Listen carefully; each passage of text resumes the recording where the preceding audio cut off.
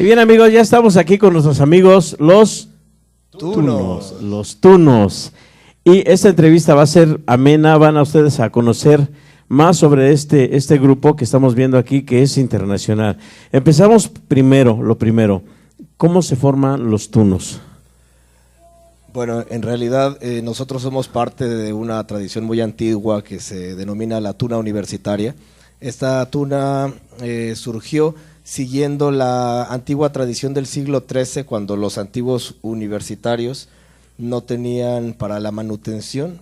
La escuela era gratuita, la universidad era gratuita por decreto de Alfonso X el Sabio, y hacían música, cantaban, tocaban, malabares, hacían de todo para poder estudiar la universidad. Y de ahí, pues desde el siglo XIII hasta ahora, la tradición de la tuna se ha ido mejorando y cambiando mucho más. En el siglo XVI, que es el Renacimiento, como ya se sabe, tomó un auge más grande. Entonces, también por eso es que nuestra vestimenta está inspirada en los antiguos estudiantes del siglo XVI. Híjole, me robaste la pregunta. Bien, pero aquí en México tengo entendido que no existían las tunas, ¿o sí existían ya? Bueno, en esa época, cuando inicia las tunas, las primeras tunas con los antiguos estudiantes, obviamente no, porque ahí empiezan las primeras universidades en Europa y primeros estudiantes, y ya llega a México y a Latinoamérica con todo el bagaje y todo lo español que vino con la conquista y eso. Entonces de ahí empiezan a empezar la tradición de la tuna. Obviamente hay partes donde se muta un poco, y de ahí también se conoce lo que son las estudiantinas, por ejemplo, o las rondallas, que ya nacen mucho después y son un poquito con base a eso. A ver, esta tuna, yo tengo entendido que en Chiapas se gesta esta de la Universidad Autónoma de Chiapas, ¿no? ¿Cuándo nace la primera tuna en la Universidad Autónoma de Chiapas? Bueno, la primera tuna en la Universidad Autónoma de Chiapas nace el 20 de abril del 2007 y el fundador es tu servidor. Oh, wow, o sea que aquí tenemos al fundador de la primer tuna en Chiapas. Sí, de la primer tuna tal como lo que se conoce como tuna universitaria, esa es la que tuve el honor de fundar, la de la Autónoma. ¿Y es únicamente la Autónoma o también hay varias tunas en México? En México existen, la universidad llegó a México en 1551 y varias tradiciones llegaron. No cuajaron del todo, pero sí quedó una línea universitaria estudiantil y empezaron a surgir después las estudiantinas. En los años 70, estudiantinas universitarias como la de Derecho de la UNAM, la de la UAM, Ingeniería de la UNAM, y otras de nuestra máxima casa de estudios existieron en aquel tiempo. Ya posteriormente, cuando ya se retoman los lineamientos de lo que es la tuna como tal, como se le conoce ya como tradición más pura, ya estas estudiantinas universitarias se transforman en tunas universitarias. Ah, ok, qué interesante. Y bien, una vez que fundas esta tuna en la universidad, ¿con qué se encontraron? ¿Con qué, si hubo el apoyo necesario para darle difusión o fue difícil? Bueno, entenderás que también es una tradición un poco desconocida, se confunde mucho con la estudiantina, se confunde con la rondalla, y bueno, nosotros sí tenemos un bagaje de tradiciones, tenemos todo un proceso de formación. No cualquiera puede llegar a ser veterano en la tuna, se tienen rangos y cosas así. Entonces al principio pues fue un poco difícil porque se desconocía del todo cómo se iba a mover todo esto de la tuna. Pero posteriormente, cuando se empezaron a ver los resultados, cuando empezó a crecer el grupo, cuando empezamos a hacer nuestros primeros viajes, todo esto obviamente con nuestra propia iniciativa y nuestro poco dinero que teníamos como estudiantes en aquel tiempo, pues ya empezaron a tener un resultado y una respuesta. Ahora sí que fieles a la tradición, ¿no? Se costaron sus gastos y también cantando y todo eso. Sí, fieles a la tradición. De hecho, se llama tuna porque viene del verbo tunar, que significa vagabundear, llevar una vida holgazana, vagabunda, pícara, y obviamente este término está muy inspirado en los que iniciaron estos siglos atrás, ¿no? Eran muy vagabundos, muy andariegos, pícaros. Conquistadores además, ¿no? Un poco. ¿Por qué lo ves a él, conquistador, y luego voltea a tirar? Bueno, es que él es todo un Don Juan, es un principito azul. Es un principito. Tenemos un principito azul aquí hoy.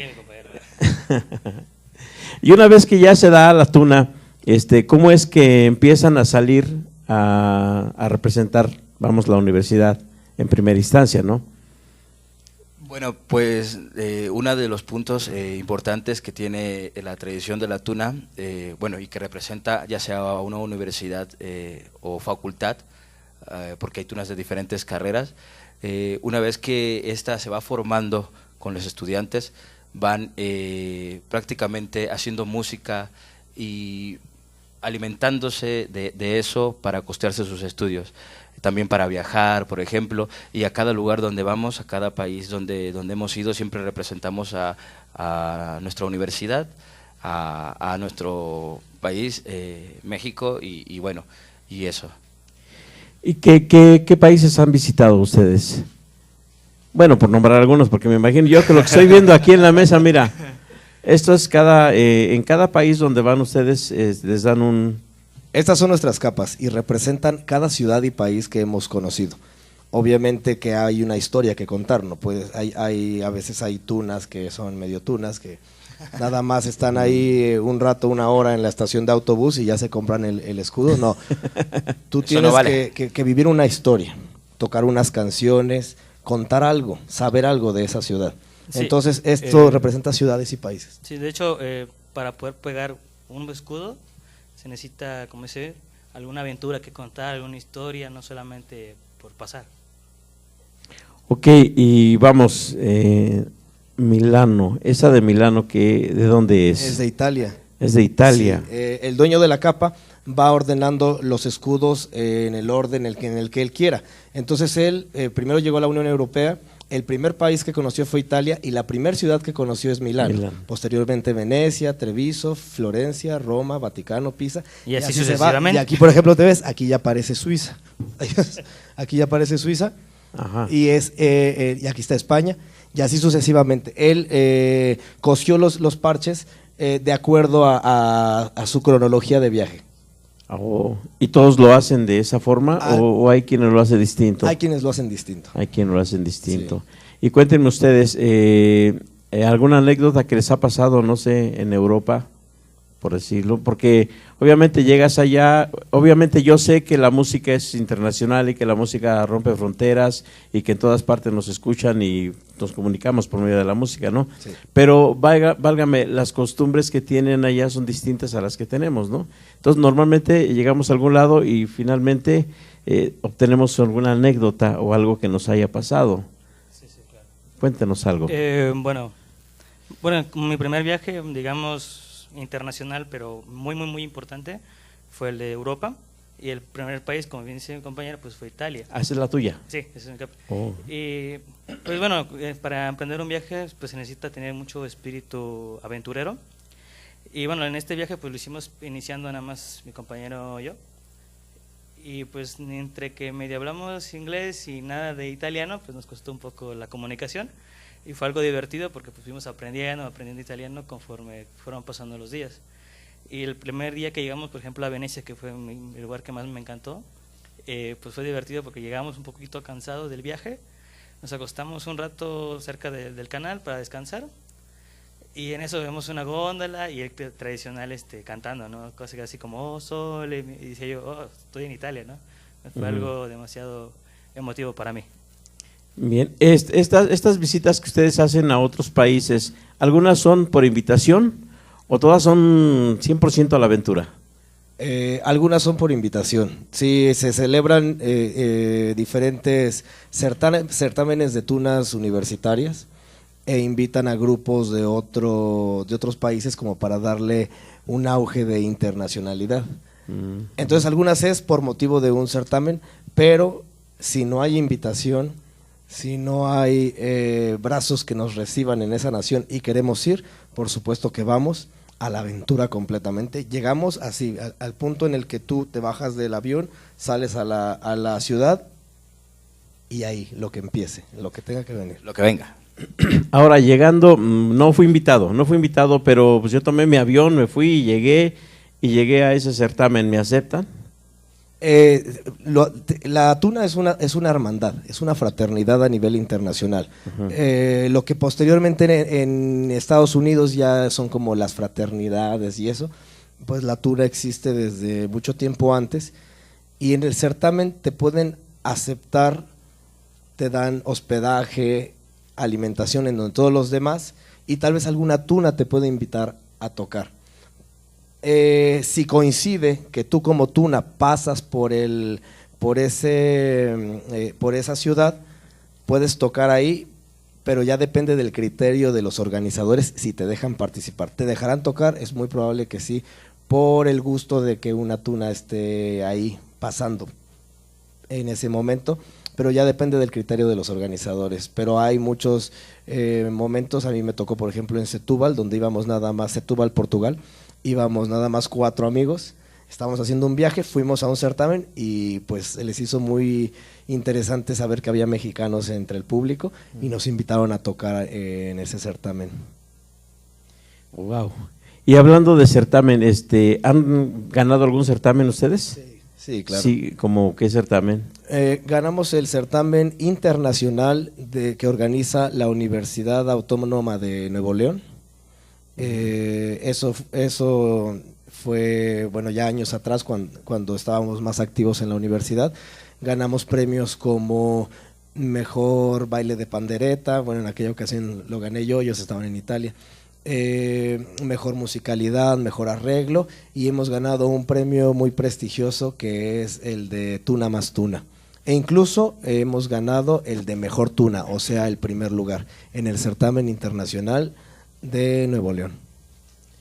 ¿Cuántos certámenes aproximadamente hay alrededor del mundo de esto?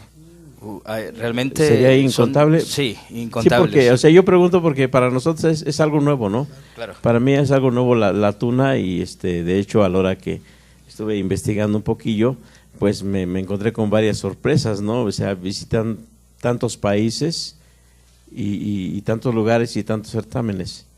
Pero en México, vamos a ubicarnos en México. ¿En México cuántos certámenes hay? Hay pocos en realidad, a comparación de otros países. A comparación de países sudamericanos y europeos, México tiene muy pocos. Yo creo que tiene entre 3 y 5 certámenes al año. Y al decir 5 yo creo que ya estoy exagerando un poco. Pero vamos a dejarlo entre 3 y 5. Siendo que, por ejemplo, en países sudamericanos pueden tener al año unos 20, 30, y bueno, en Portugal y España, pues estoy hablando de 20, 30, 40 certámenes al año.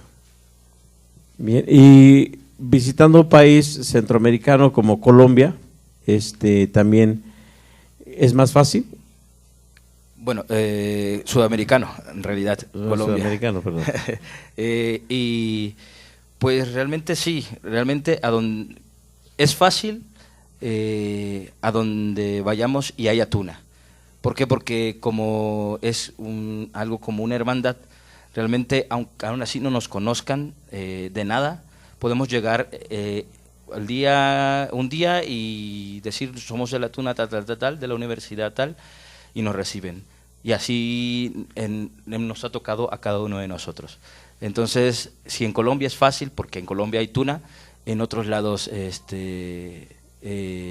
también lo es donde no hay. Sí, te reciben como si te conocieran, ¿eh? A mí, yo me acuerdo ahorita de una anécdota en Salamanca, España, en donde le marco a alguien, oye, mira, soy de la tuna, estoy viajando, estaba yo solo en aquella época, y le digo, nada más quiero ver si pues me puedes ayudar, me puedo quedar esta noche en tu casa o algo así. Sí, me da la dirección, llego al apartamento, y cuando abre la puerta me dice, tú eres el de la tuna, qué bien, oye, mira, la verdad es que estoy ahora de exámenes, voy de salida, tengo mucha prisa, pero mira, estas son las llaves del apartamento, búscate algo ahí en la nevera y nos vemos más tarde y platicamos, ¿vale?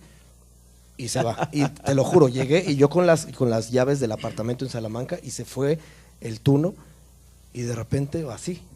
O sea, tenemos claro códigos de identidad y de identificación, pero es muy interesante. Cuando lo vives es algo muy maravilloso. Bien, pues hay tantas preguntas, tanto que ahondar en esto, pero el tiempo se nos acaba. Nosotros vamos a unos cortes comerciales y regresamos.